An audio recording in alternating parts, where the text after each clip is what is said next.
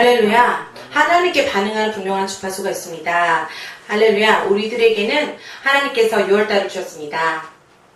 5월달은 우리들에게 묵상의 달을 주셨고, 그리고 하루에 2구절씩 묵상하기로 우리가 하였습니다.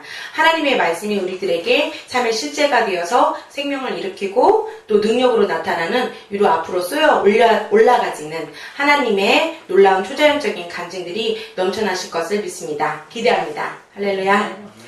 말은 소리를 통해서 전달됩니다. 소리는 저마다 주파수가 있습니다. 하나님께서는 말씀으로 명령의 주파수가 있었었는데 아주 분명한 주파수였습니다. 하나님께로부터는 아주 분명한 주파수가 있었습니다. 성령님의 임재가 하나님의 말씀을 통하여서 그리고 하나님의 말씀이 권능을 얻습니다. 이 세상을 창조하실 때를 살펴보면 이해할 수 있게 됩니다. 할렐루야. 말에는 저마다, 소리는 저마다 주파수가 있고, 그리고 하나님의 말씀으로는 명령의 주파수가 있다는 거예요. 창조의 말씀을 통해서 우리가 하나님의 주파수, 창조하실 때 보면 이해할 수 있다는 거죠. 창조하실 때 하나님의 주파수가 나왔다는 것을 이해할 수 있다는 것입니다. 그래서 하나님께서는 명령하실 때마다 분명한 주파수가 존재하셨습니다. 그래서 그 주파수를 맞춰서 땅과 어둠과 물이 반응하였습니다. 어둠으로부터 빛이 있으라 라고 명령하셨을 때 동물들이 나오지 않았고요. 그리고 물도 나오지 않았습니다. 그리고 새도 반응하지 않았고 고래도 반응하지 않았습니다. 오직 빛만 나왔습니다. 할렐루야. 하나님께서 명령하신 피조물만 정확히 이루어졌습니다. 하나님께서 동물을 나오라고 주파수를 맞춰서 명령하실 때에 그때는 빛이 나오지 않았고, 그죠? 어두움이 반응하지 않았고, 그리고 사람도 나오지 않았어요. 반대로 주님께서 나무와 풀과 이런 땅 무치생이라고 할 때 다른 것은 반응하지 않았다라는 거예요. 하나님의 주파수에 맞춰서 하나님께서 반응하셨다는, 하나님의 말씀에 따라서 이 소리의 값의 주파수를 따라서 반응했다라는 거죠. 할렐루야. 하나님께서 명령하신 피조물만 정확히 이루어졌다는 것입니다. 왜냐하면 분명한 주파수가 존재했기 때문입니다. 할렐루야. 말에는 소리의 값이 있는데 이것은 아주 중요합니다. 옆에 분들하고 나누실까요? 말에는 소리의 값이 있습니다. 말에는 소리의 값이 있습니다. 말하는 그 단어가 마음으로 이해되어 연결되지 않으면 그 말은 능력을 발휘하지 못합니다. 이해 가십니까? 말에는 단어가 그 말에는 소리에 값이 매겨져 있는데 그것이 마음으로 이해되어서 연결되지 않으면 그 말은 능력을 발휘하지 못합니다. 사람들이 진심 아닌 말을 할 때에는 그 말에는 의미도 없고 능력도 없게 됩니다. 그래서 옆에 분들하고 함께 다시 나누겠습니다. 마음으로 연결되지 않은 그냥 말하는 것은 능력을 발휘하지 않게 된다는 거죠. 구원에 대한 말씀을 우리가 살펴보도록 하겠습니다. 로마서 10장 9절입니다. 함께 읽어보도록 하겠습니다. 내가 만일 내 입으로 예수를 주로 시인하며 또 하나님께서 그를 죽은 자 가운데에서 살리신 것을 내 마음에 믿으면 구원을 받으리라. 구원을 받는 다른 방법은 없습니다. 예수 그리스도가 우리들의 구원자이시며 주님이심을 고백하셔야만 합니다. 로마서 10장 8절 말씀도 함께 보도록 하겠습니다. 로마서 10장 8절입니다. 함께 읽어보도록 하겠습니다. 그러면 무엇을 말하느냐? 말씀이 내게 가까워 내 입에 있으며 내 마음에 있다 하였으니 곧 우리가 전파는 믿음의 말씀이라. 할렐루야. 말씀이 내게 아주 가까워 내 마음과 입에 있다고 말씀하십니다. 구원의 말씀은 믿음의 말씀입니다. 믿음의 말씀은 내 입과 내 마음에 있다고 하십니다. 마음은 내 입과 마음에 모두 적용됩니다. 말씀은 내 입과 마음에 모두 적용됩니다. 로마서 10장 9절도 함께 읽어보도록 하겠습니다. 내가 만일 내 입으로 예수를 주로 시인하며 또 하나님께서 그를 죽은 자 가운데서 살리신 것을 내 마음에 믿으면 구원을 받으리라. 아멘. 입술과 마음의 고백이 함께 일어나야 합니다. 말은 그 자체로 아주 중요합니다. 말은 사람의 됨됨이, 사람의 인격도 알게 되어집니다. 말에는 반드시 의미가 있습니다. 말의 의미는 여러분의 심령, 바로 영 안에 달려 있습니다. 누군가가 말씀을 입으로 고백한다 할지라도 그 말씀의 고백이 그 사람의 영혼 안에서 신실한 의미를 지닐 때까지 머리로만 믿거나 말하게 된다면 효과가 없을 것입니다. 예를 들어서 치유에 대하여 사탄을 대적하는 기도를 할 경우에 예수님의 이름으로 나와라! 치료되라! 이렇게 명령한다 할지라도 그 치료를 말하고 난 다 나았습니다. 나는 치료받았습니다. 100번 말한다 할지라도 치유가 일어나지 않을 수도 있습니다. 왜냐하면 마음으로 먼저 믿어지지 않았기 때문입니다. 마음으로 먼저 믿지 않았기 때문에 기적이 일어날 수 없는 것입니다. 하나님의 말씀은 정확한 주파수로 말씀하셨기 때문에 창조가 일어났습니다. 마찬가지로 우리들이 말을 할 때도 주파수가 나옵니다. 같이 옆에 분들에게 나누십시오. 우리들이 말할 때에도 주파수가 나옵니다. 당신의 언어에 주파수가 나옵니다. 아멘. 언어는 하나님 아버지께서 형성하신 게 아니라 사람들이 언어를 만들어냈습니다. 사람들이 사용하면서 언어는 점점 더 발전하고 지속해 왔고 지금도 발전하고 있습니다. 그리고 말의 자체는 사람에 의해 형성되었지만 그 핵심은 소리의 주파수입니다. 소리의 의미는 무엇입니까?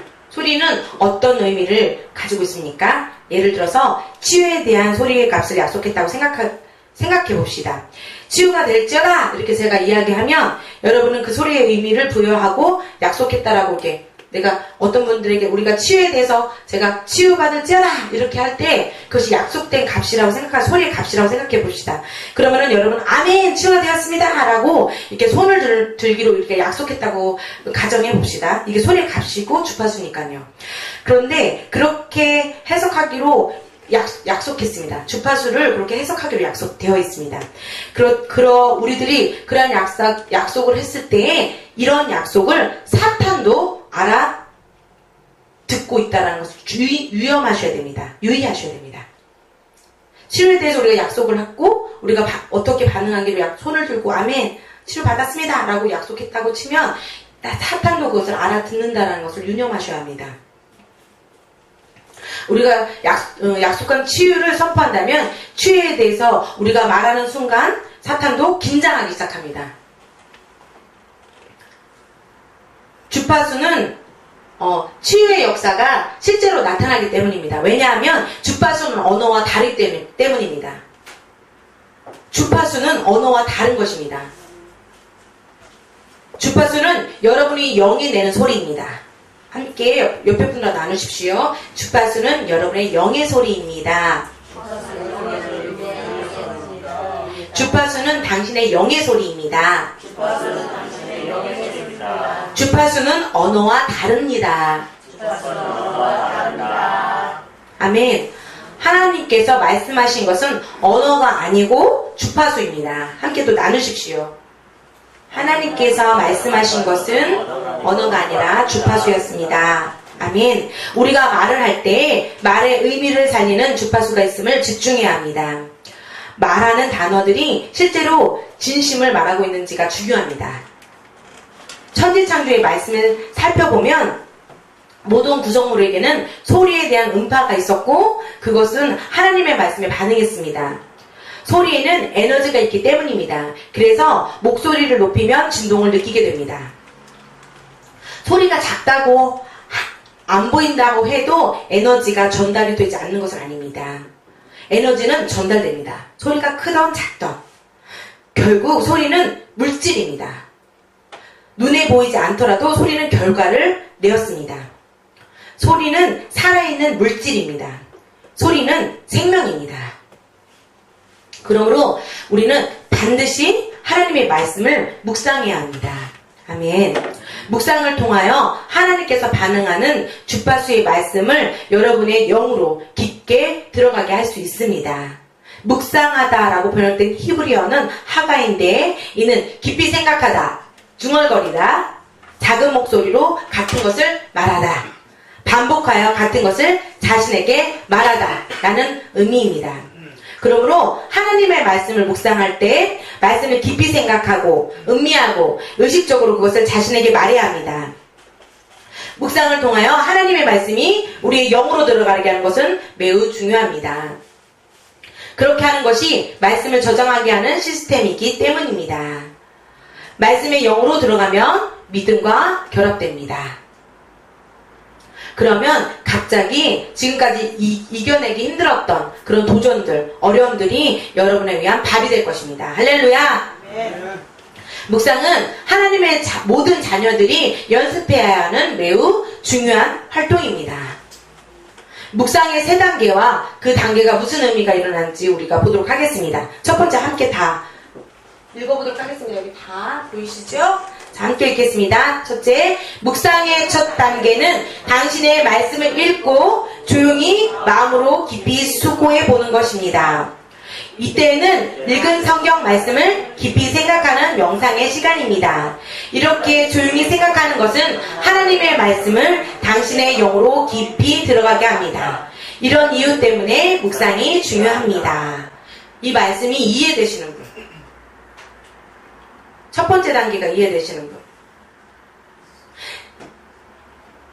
여호수아서 1장 8절에 묵상에 대해서 말씀하셨는데 히브리어서 하가인데요. 이것은 깊이 생각하다. 이것은 중얼거리다. 이것은 작은 목소리로 같은 것을 계속 반복해서 말하다. 아니면 포효하다라는 의미를 갖고 있어요. 이 묵상의 의미는. 근데 우리 첫 번째가 뭐예요? 첫 번째 의미는 생각하다, 묵상하다 단계잖아요. 어떻게 하시래요? 말씀을 읽어서 깊이 들어가게 하는 단계. 저희 셀 여자 모임 할 때 우리가 헬라어 공부를 하잖아요. 그게 1단계예요. 쉽게 얘기하면. 이해되시죠? 우리가 헬라어 가지고 푸뉴마 가지고 막 이렇게 풀었다 저렇게 무슨 뜻이 이렇게 말하는 이게 묵상의 단계예요. 여러분은 지금 목사님을 통해서 1단계를 묵상하는 거예요. 두 번째로 함께 고백하겠습니다. 끝까지 시작. 묵상의 두 번째 단계는 첫 번째 단계에서 마음에 올라오는 생각들을 자신에게 조용히 말하기 시작하는 것입니다. 이때는 당신의 낮은 목소리로 말하기 때문에 옆에 있는 사람들이 듣지 못합니다. 성경은 우리들에게 한나가 주 앞에서 그의 마음을 쏟아낼 때 그녀의 입술이 움직였지만 엘리 제사장은 그녀가 무슨 말 하는지 듣지 못했다고 알려줍니다.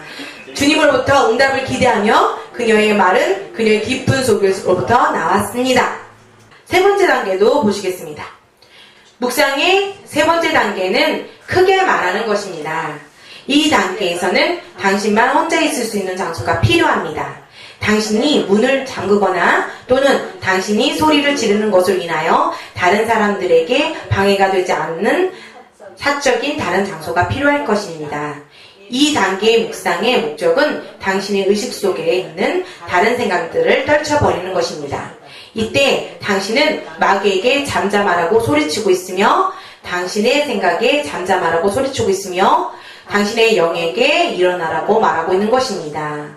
하나님의 말씀이 당신의 마음을 지배하도록 하고 있는 중입니다. 여러분의 의식 속에 있는 것들을 생각을 떨쳐버리는 단계가 세 번째 묵상의 단계입니다. 그리고 다른 장소가 필요할 것이고 그리고 마귀에게 잠자라고 소리치는 단계입니다. 해결되길 원하지 마시고 말씀을 가지고 마음을 지키시고 주파수를 맞추는 단계로 들어가십시오. 어린 그리스도인으로부터 벗어나십시오. 어린 그리스도인의 단계로부터 벗어나십시오. 할렐루야.